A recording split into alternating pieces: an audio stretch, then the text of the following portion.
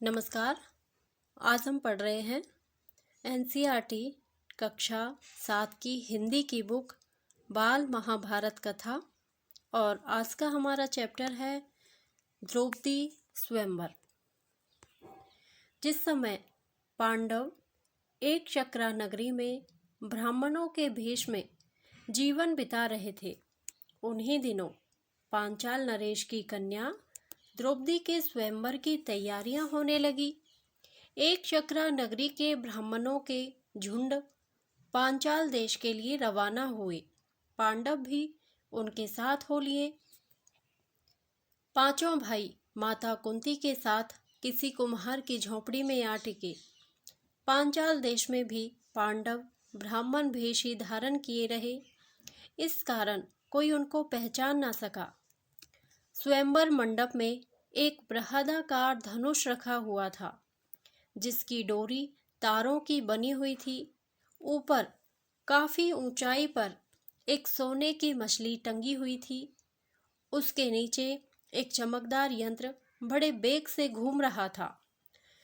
राजा द्रुपद ने घोषणा की थी कि जो राजकुमार पानी में प्रतिबिंब देखकर उस भारी धनुष से तीर चलाकर ऊपर टंगे हुए निशाने यानी मछली को गिरा देगा, उसी को द्रौपदी वरमाला पहनाएगी। इस स्वयंवर के लिए दूर दूर से अनेक वीर आए हुए थे। मंडप में सैकड़ों राजा इकट्ठे हुए थे, जिनमें धृतराष्ट्र के 100 बेटे अंग, नरेश, कर्ण, श्री कृष्ण, शिशुपाल, जरासंध आदि भी शामिल हुए थे। दर्शकों की भी भारी भीड़ थी।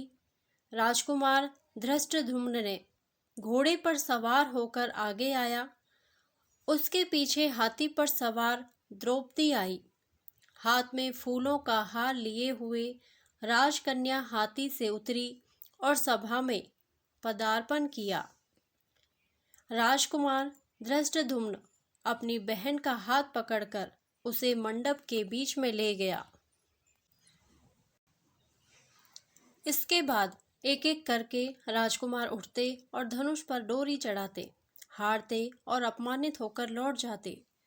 कितने ही सुप्रसिद्ध वीरों को इस तरह मुंह की खानी पड़ी।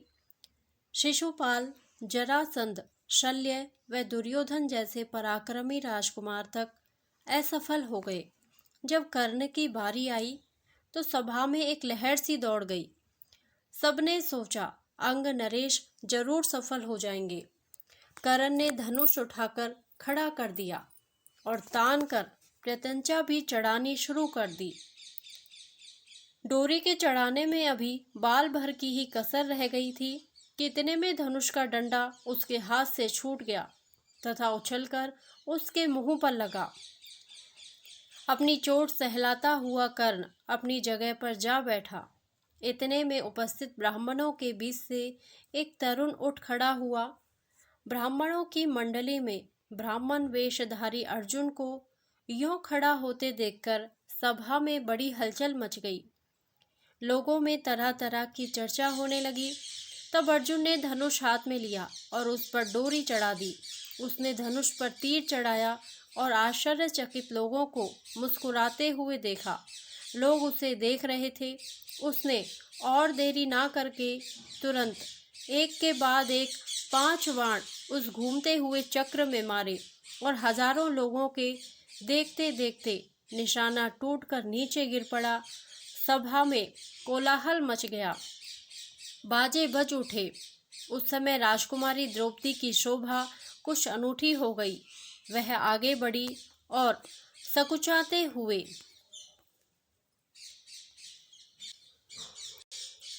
लेकिन प्रसन्नता पूर्वक ब्राह्मण वेश में खड़े अर्जुन को वरमाला पहना दी। माता को यह समाचार सुनाने के लिए युधिष्ठिर, नकुल और सहदेव तीनों भाई मंडप से उठकर चले गए, परंतु भीम नहीं गया।